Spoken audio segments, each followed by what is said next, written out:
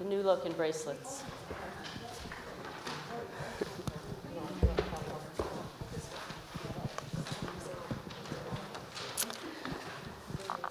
Good evening, and welcome to everyone who is here in person and everyone who is joining us virtually. We're very glad you're here.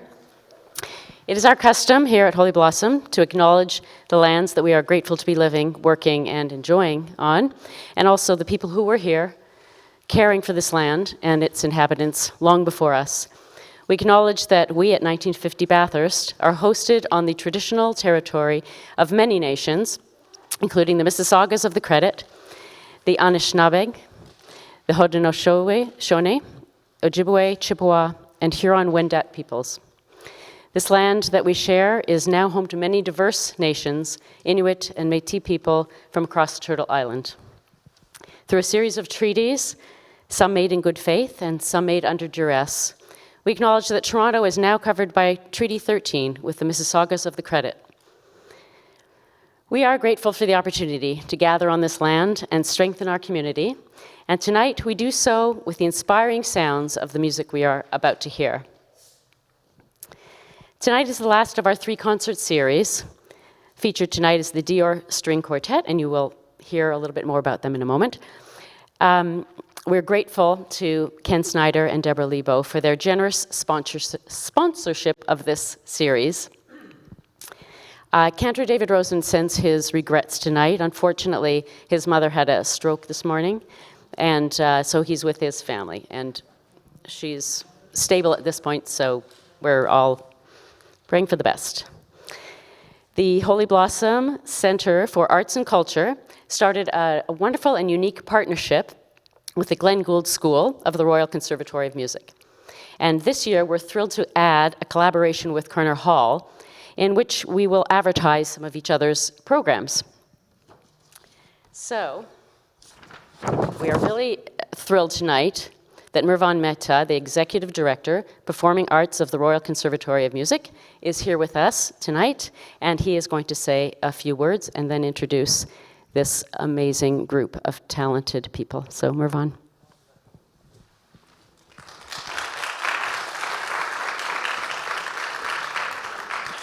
Thanks.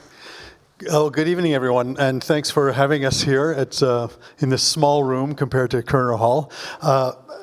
Just a show of hands so I don't bore you with stuff you already know. How many people have been to Kerner Hall already? Pretty much everybody. So I don't have to tell you who we are and what we do. The Royal Conservatory actually just turned 135 a couple of days ago, but Kerner Hall is just starting its 13th season. We won't count the 12th because we didn't do anything all of last year, but we're now in our 13th season. About 120 concerts that we do, and then a whole bunch of other people rent the facility, like Toffel Music and Opera Atelier and the Toronto Jazz Festival, etc. So there's always something for everyone. We're almost 6 nights a week we have a concert. So if you haven't been yet, come on down, go to our website and see what's happening. I do want to just let you know, it's fairly safe to be in this environment. You all had your vaccine passports and your green check marks, etc. We do the same thing at Kerner Hall. So if you're nervous about going to a bigger venue, don't be nervous. Come on in. We're keeping everyone a little bit socially distanced. We have usually at least a seat between each couple or each quartet, however you arrive to the theater, until January, in which case we hope to get back to 100%. We've had about 15 concerts so far, and they've all gone off well, although I would say that almost every concert has had a little mishigas in the middle. Someone didn't get a visa, someone got COVID, someone got sick, and it goes on. And I think that's our new normal, frankly, for the rest of this year, and then till we get to next year. But concerts do go on. We haven't canceled anything yet. We've just postponed a lot. Lindy mentioned that we have a new partnership with Holy Blossom, and thanks to Cantor Rosen. We have 3 Israeli concerts. We have a lot of Jewish musicians coming through, but we have 3 Israeli artists coming this season. Pinka Zuckerman and the Jerusalem String Quartet was with us just a couple of weeks ago. This Friday, we have a double bill jazz concert with a Trinidadian band called the Etienne Charles Quintet and Israeli jazz trio led by Guy Mintus. Anybody know Guy Mintus? You know him? He's got a new record. It's all Gershwin. He's going to come and play that. It's his second time in Kerner Hall because he came a few years ago. There was a double bill of Noah and Mira Awad, and he was Mira Awad's pianist, and I fell in love with him and said, whenever you want to travel with your own band, give me a call and we'll bring you to Kerner Hall. So he's coming on Friday night, so hopefully you can come if you're able.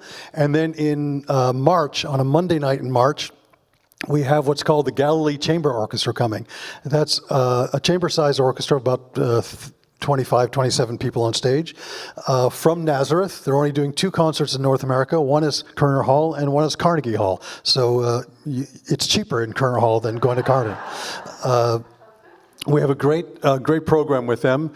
John Kimura Parker, the Canadian pianist, is playing Mozart concerto with them, and they'll also play a Beethoven symphony. And the really interesting thing about the Galilee Chamber Orchestra is it's run by 2 brothers who are from Nazareth, both Palestinian, and the orchestra is half Israeli and half Arab Israeli. And it's the only orchestra in Israel that I know of, and certainly the only touring orchestra that really is half and half Israeli and Arab Israeli. So please come to that in March. I can't remember the date exactly off the top of my head, but it's on the website. So I would like to introduce the Dior Quartet. They are brand new to the Royal Conservatory. They're all students at the Glenn Gould School. They came from the United States, although there's one Canadian, one St. Lucian, one American, and one Israeli in the group, but they formed at a university in the States, and they came to the Glenn Gould School as a quartet, not as individual players that happened to meet at Starbucks and decide to play together. They actually came as a quartet, and they're going to hopefully have a life as a quartet. Barry Schiffman, who's one of their mentors, told me that they just got accepted to compete at the Wigmore Hall International String Quartet Competition, which is probably the second biggest string quartet competition in the world after the Banff String Quartet Competition. So we're quite proud of them. So give a round of applause. They're going to play Dvorak, and then they're going to play a Canadian piece by Christoph Hatzis. So please, without further ado, the Dior Quartet.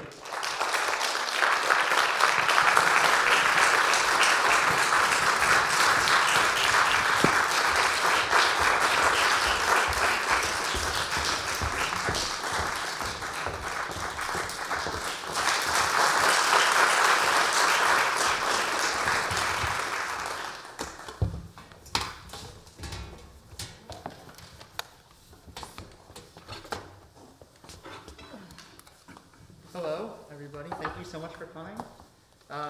So we're going to play, the first piece on the program is the Dvorak Quartet, Opus 106.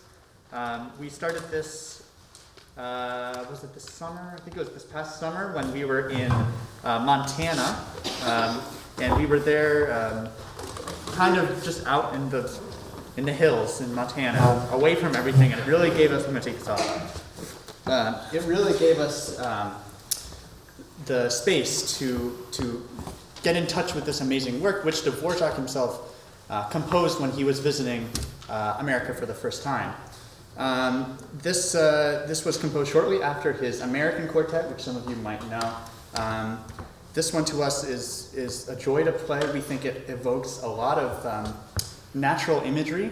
We like to think in the beginning that there are birds calling to each other, and then later on, we have the hunters and their horns, and then there's all types of things that he draws on from his experience in America that you might hear work its way into the piece. The second movement of this quartet is based on an African-American spiritual that he would have heard when he was visiting the southern part of the United States. He spent a lot of time in New York City, and you can hear some of the influence of the environment he was in, both in the nature and the natural elements of the birds, but also he was a big, he loved trains, and he loved the progress, and he was just amazed to be in this amazing new place, the new world, America at the time. And so I think you can hear a lot of that in this piece. We really enjoy putting this together for you guys, and thank you so much for coming.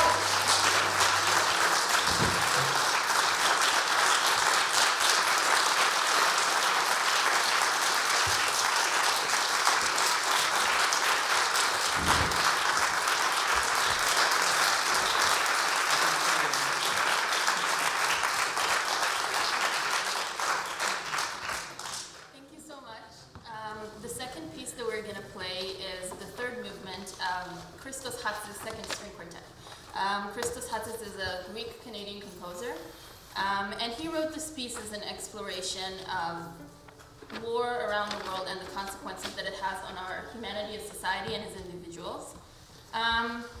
The third movement symbolizes the war itself and how it integrates into day-to-day life. So I think we can, and he also integrates a lot of Middle Eastern themes in here, so I think we can hear the market and the guns and the fighting and all. So there is also a lot of dancing and happiness and pain at the same time.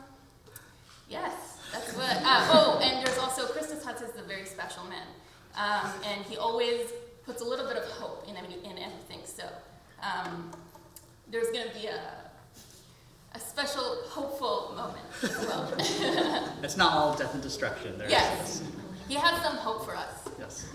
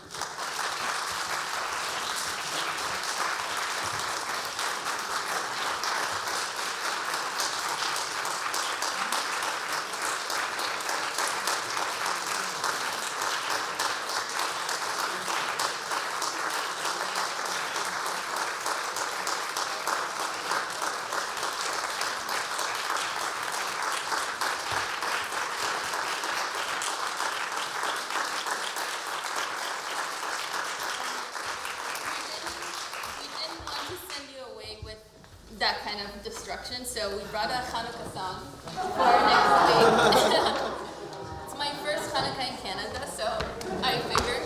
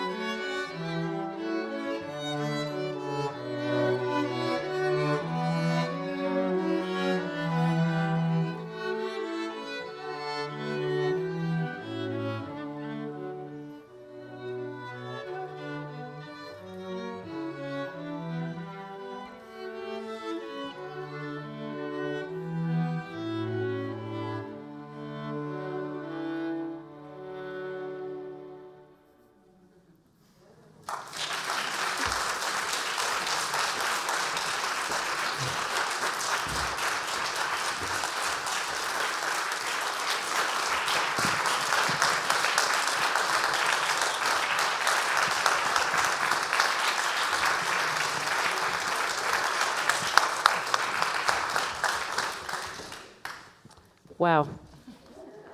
Thank you. That just was spectacular and transporting. I'm a little speechless. Let's take a moment to thank our sensational Dior string quartet one more time.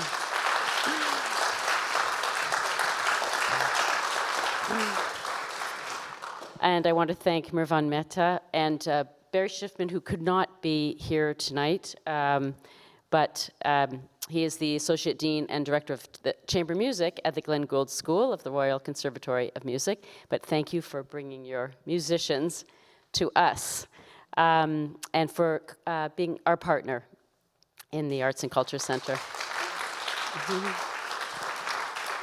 Thanks again to our sponsors, Deborah Lebo and Ken Snyder. Thank you so much.